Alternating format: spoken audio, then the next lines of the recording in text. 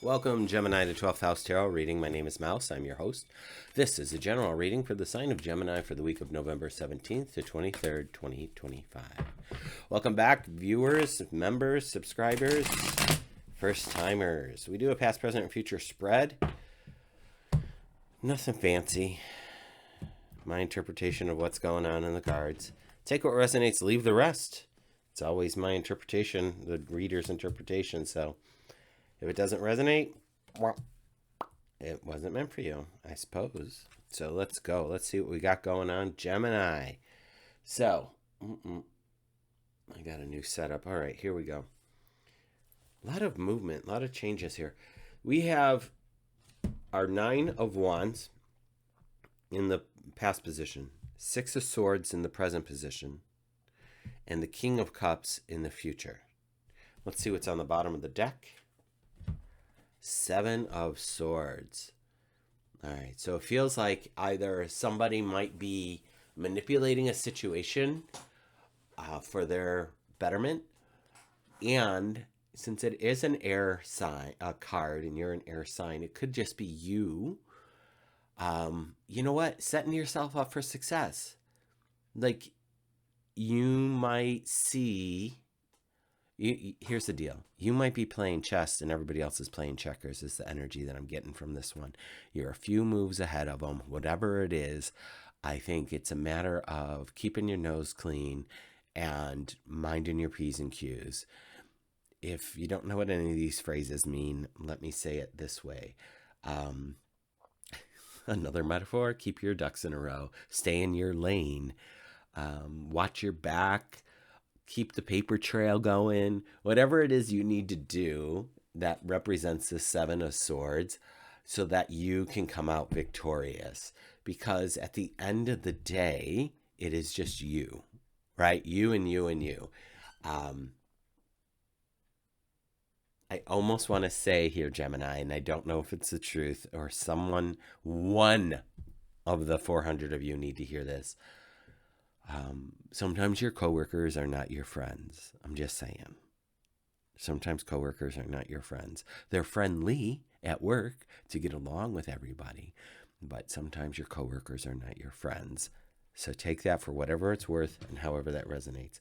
Let's go into it, kids. We have the Eight of Wands here, the cards that go with the Eight of Wands in this past position. We got the Page of Wands, followed by the Five of Pentacles, and then the Knight of Swords. I'm just pulling from the top of the pile, FYI. So this feels... I want to say that these first... dropping stuff. These first two cards, we've got the Nine of Wands and the Page of Wands. The Nine of Wands, to me, is the card of, school of hard knocks, that you've been through the gauntlet, you've gone through all these lessons, and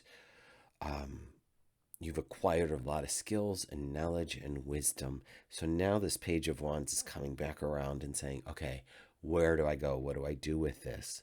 But there's these other two cards which just kind of conflict with the calmness I'm feeling from the page, and that is this lack and limitation thought. Because if we're sitting here on this precipice with this Page of Wands, wondering where I'm going to go next, Gemini, you could be like, oh my God, if I go this way, I'm in the poorhouse, or how am I going to make money? How am I going to get my abundance and my prosperity?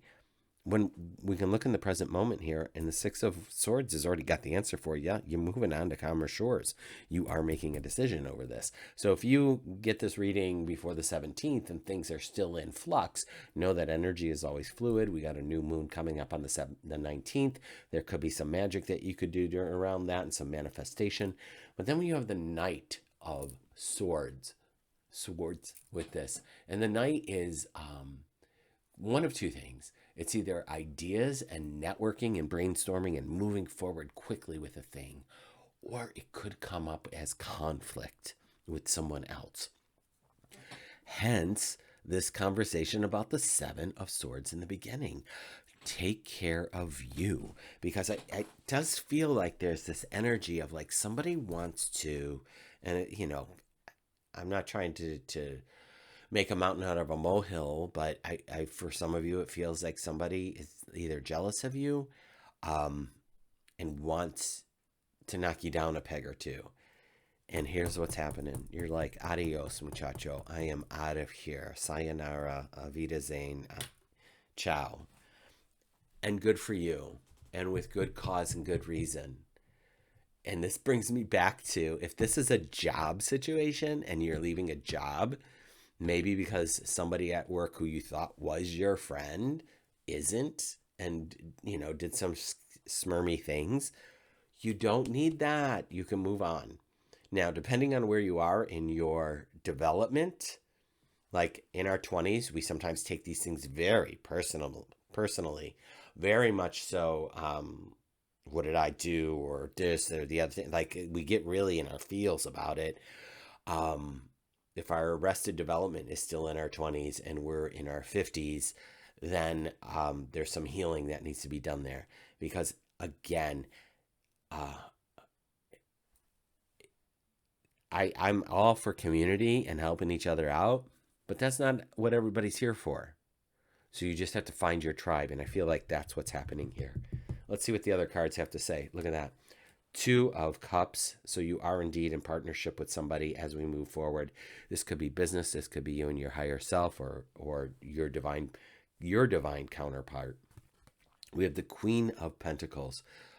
Talk about like coming home to stability, security, comfort. Like I could just feel myself like going home to the Mother Queen of Pentacles, all tattered and torn from this journey, and her just, she's Earth, Gemini. She's gonna like give you a bowl of, beef stew, you know what I mean? Or some lentil soup, something nice and warm and nourishing, give you a nice cozy blanket, and help you to ground during this time.